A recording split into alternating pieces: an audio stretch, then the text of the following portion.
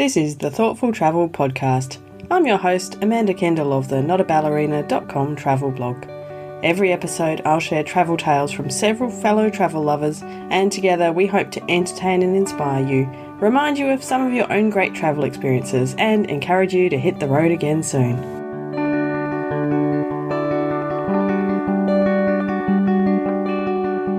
Hello and welcome to episode 318 of the Thoughtful Travel Podcast. It's an interview with Gevorg Babayan, a deep dive into experiential tours in Armenia and beyond.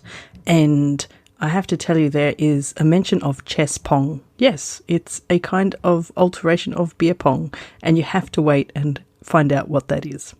Before I start, I'd like to pay my respects to the Whadjuk people of the Noongar Nation, where I'm recording this podcast in the middle of a heat wave. Actually, I've been learning much more about the Noongar seasons recently because they fit our actual climate here in the southwest of Australia much better than the standard summer, winter, spring, etc. So you might be curious to know that in this corner of Australia, we're currently in the season of Birak, the first summer, which is dry and hot. And coming up soon, we'll move into Bunuroo, which is the second summer. Yes, this explains a lot to me. Summer is so long here that really we actually have two. And Bunuroo is the hottest part of the year. So I think it's already hot enough. We've had some days in a row, several days well over the century, into the 40s. So I'm not that keen on this really hot weather. But what can you do? Anyway, back to today's episode, and as I said, I'm speaking with Gevorg Babayan, and he is an Armenian tourism professional who spoke with me from its capital, Yerevan, and I first asked Gevorg to describe his background in tourism for me. So I grew up in a small village in the mountains. It's nature, beautiful nature. It's lots of history. Back in the Soviet times, it was lots of science. I grew up in scientific labs. My parents were engineers. And then Soviet Union collapsed. It's only nature left. So everything we did, it was connected with the nature.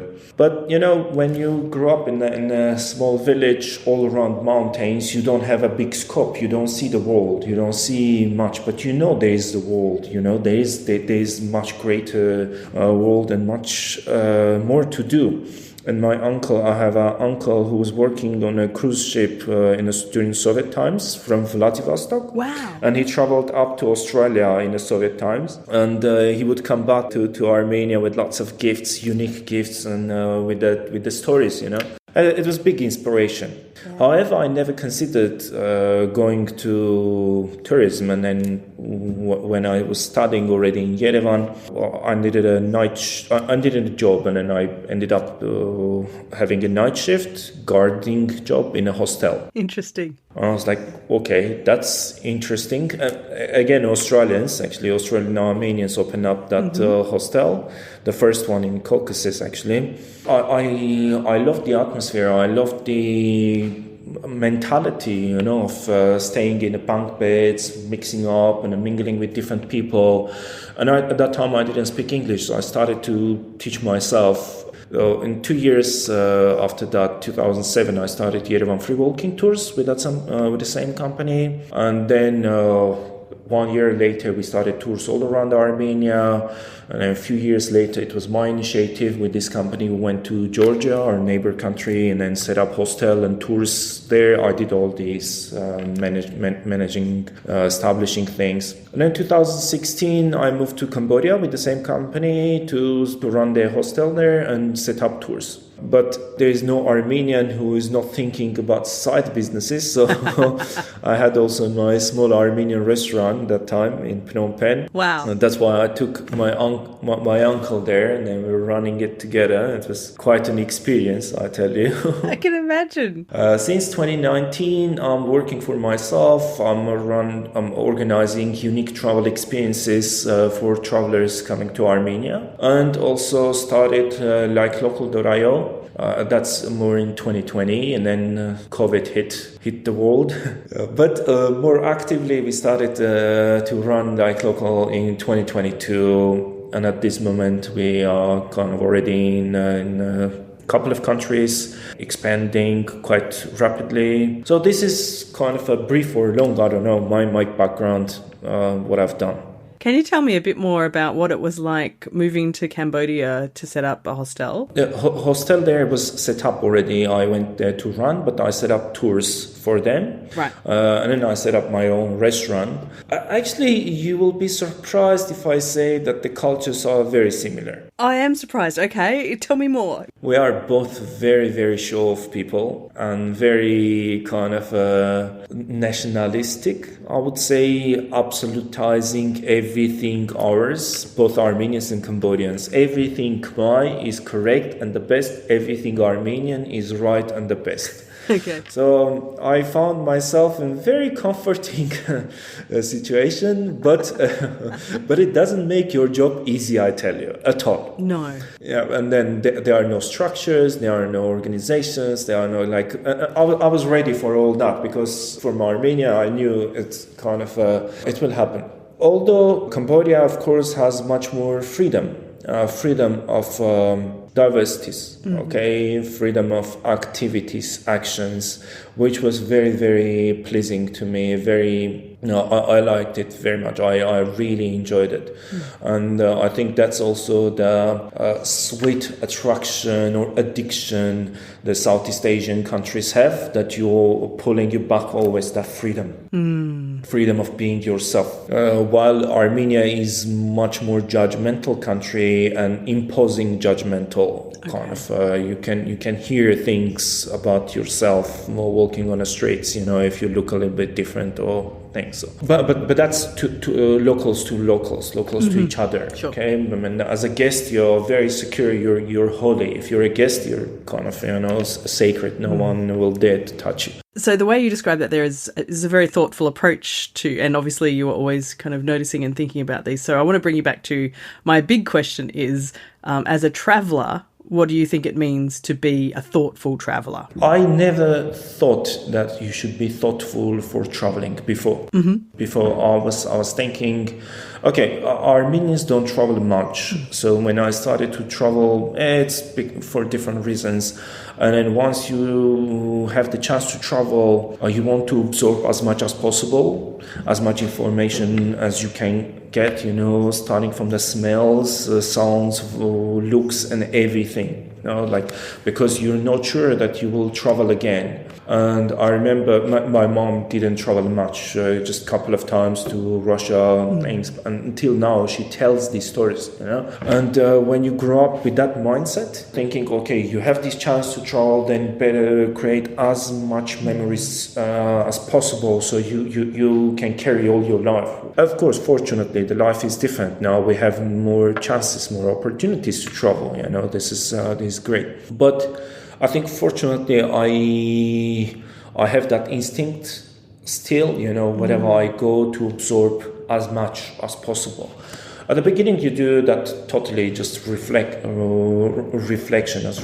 But then after a couple of times you start to compare, you want or not, but you start to compare. And that's where also the analyzing comes. You start to analyze, okay, here these things were like interesting, unique to the others or to back home. And then all these to me created the image that if I want to discover a country and be thoughtful, I better know what I can do or what the people of that country would appreciate me. How I can behave or how I can, what can I see, what can I experience that the people of the local people would appreciate. Of course, different countries, different things. There are some activities which I may not enjoy, and I would say, no, I don't want to be part of it even. But within the framework of my values, what I can do to be part of that community and experience that real, vibe of the country. That's what pushes me quite often. Wherever I go, just go to the remote districts and go to the neighborhoods which are not touristic at all. Enter to the backyards, go to the, and speak to the people, try to make connections, go to the local bars and hang out with the locals. And that's all to discover the local mentality, local problems, local joys, and try to be part of it. So that's what I would say thoughtful traveler to me, preferably can do. And not to be a stranger to the place you're visiting.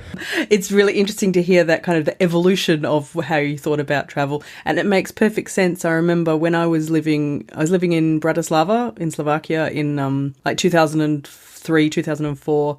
So all of my students, I was teaching adults, I was teaching business English. And so they'd all grown up in the Soviet system when, the thought of travel was pretty limited. And I always remember I left after a year, moved on to Germany, but my best Slovak friend there, very tearfully said goodbye. A year later, we got to meet up again. But she said to me then, I really thought I would never see you again. Because travel didn't seem like a plausible thing. Because that mindset is that it's not you don't have this mobility, even though that was already the case that you could. But the mindset was, I'll never see you again. You're leaving my country. One more thing, may I add to that question? Because what you've said, the mindset, that's very crucial, another very important part. Because while we travel, we meet other travelers also. I mean, it was shocking for me, I tell you.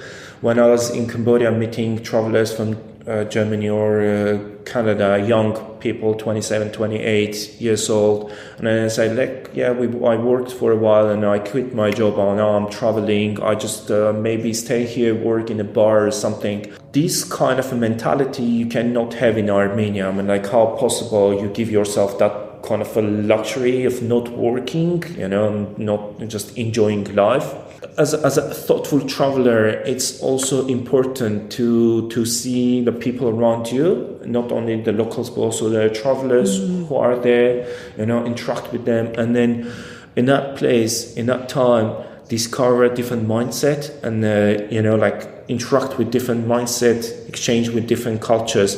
And that opens very colorful world. This is what makes travel so valuable. You don't care about the money, you just pay because these experiences you don't get home. You don't, and it's important as a human being to experience as much colors, ideas possible in your life. I think so too, absolutely. It was super interesting to get a bit more of Gevorg's perspective. It's quite a different way to start life in Soviet times. I then asked him to tell me a bit more about how he develops this very thoughtful approach to the tours that he runs and organises, because he has a lot of very cool ideas. It's again an evolution. When I started the tours in Armenia back 2007 and 8, my bosses, they were experienced travelers, and then they said, okay, we run these tours, but what would be great if we take travelers and make connection with the locals. So what if we organize the lunch with the locals? I said, no problem, I can organize it. So I knew the itinerary where we're gonna stop by lunchtime, and I would go to a village and knock a door just like that. I say, okay, I have this proposal, Just randomly? Just randomly. Cool. And it worked. It worked. I found great families. We started to work with them until now the connection is there. Wow. And then end of the tour, I'm taking these people to the greatest sightseeings of Armenia. I mean, you cannot imagine how important for Armenians, these sightseeings are. And then at the end of the tour, all the guests were like, the lunch with the family is like fantastic. It's like, what? Really? That's the best bit. we don't appreciate what we have, when the locals, we don't appreciate what we have. It's every day for you. It's a normal thing. So, yeah. And then we copied this idea, but the small scale in Georgia and Cambodia. And then I realized people want to discover, people want to connect with the locals, want to discover the local life, and there are no kind of direct, tools for this. What if I develop it? So that's how I got to the idea of local recruiting local people who live their life. They can be shoemakers, they can be just marketing experts, they can be doctors, anyone, but they live their life, right?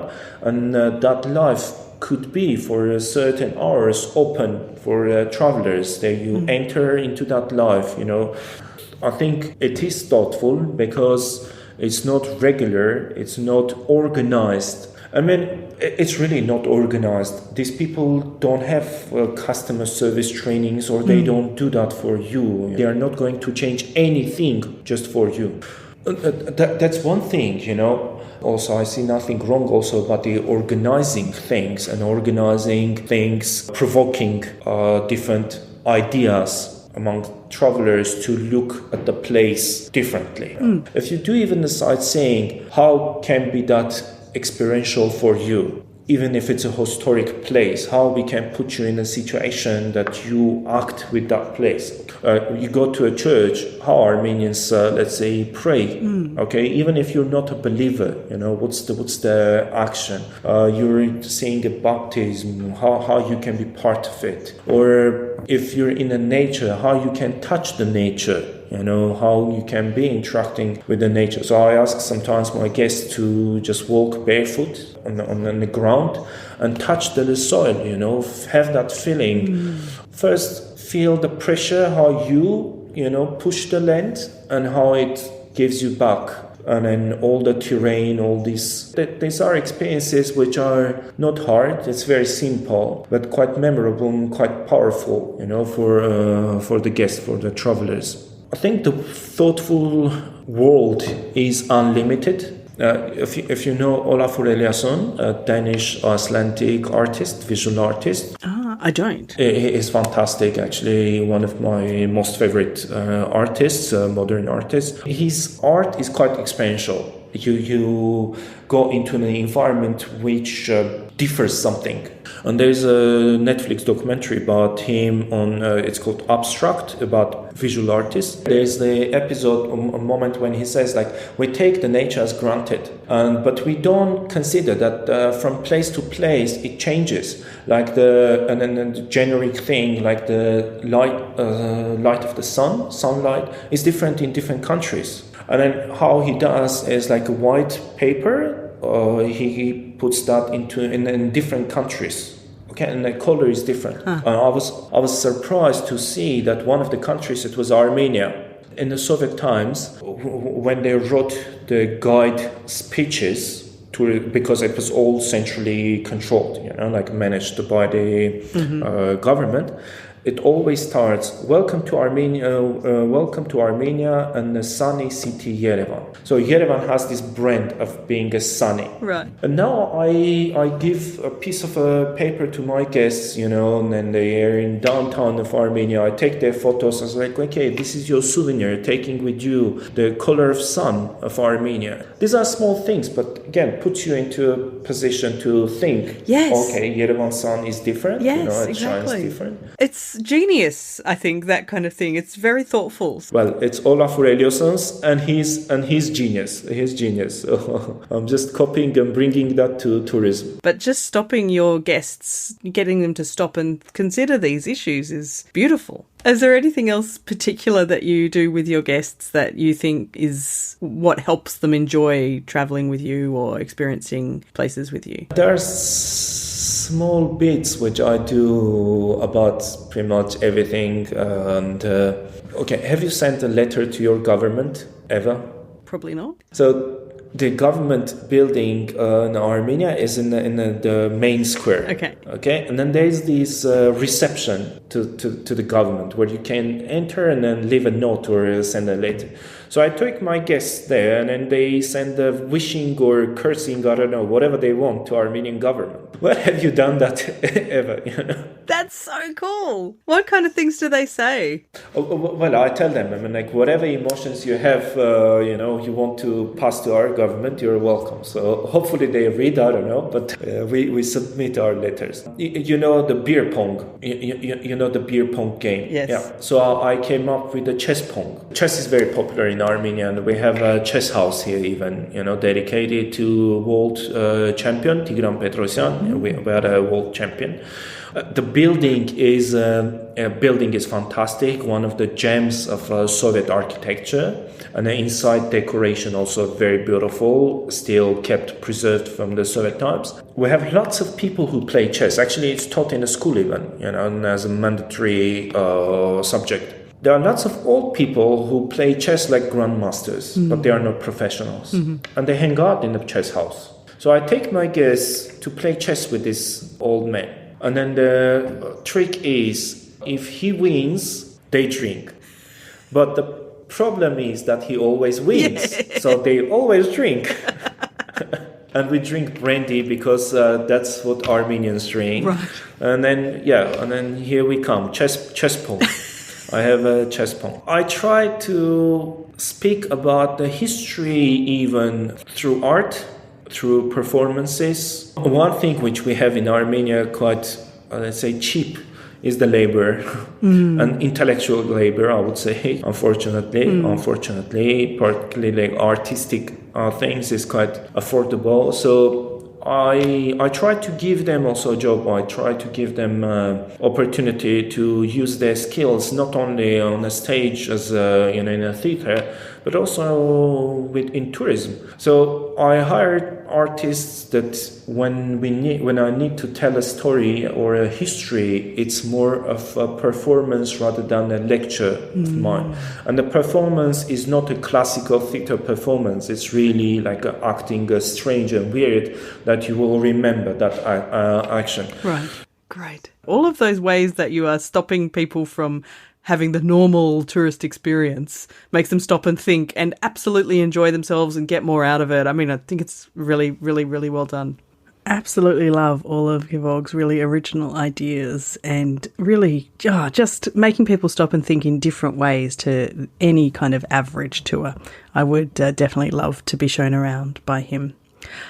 He also actually told me about tours where he takes groups, for example, to the orchestra rehearsal rather than the show. They can see behind the scenes and meet and talk to people. And even to the theatre where sometimes he can arrange for someone to, for example, be on stage as part of like a large group on stage, not just watching from the seats. So all kinds of really wonderful experiential ideas. So to finish up our chat, I just asked Gevorg if he had any final words, and of course, being the wise soul he is, he did.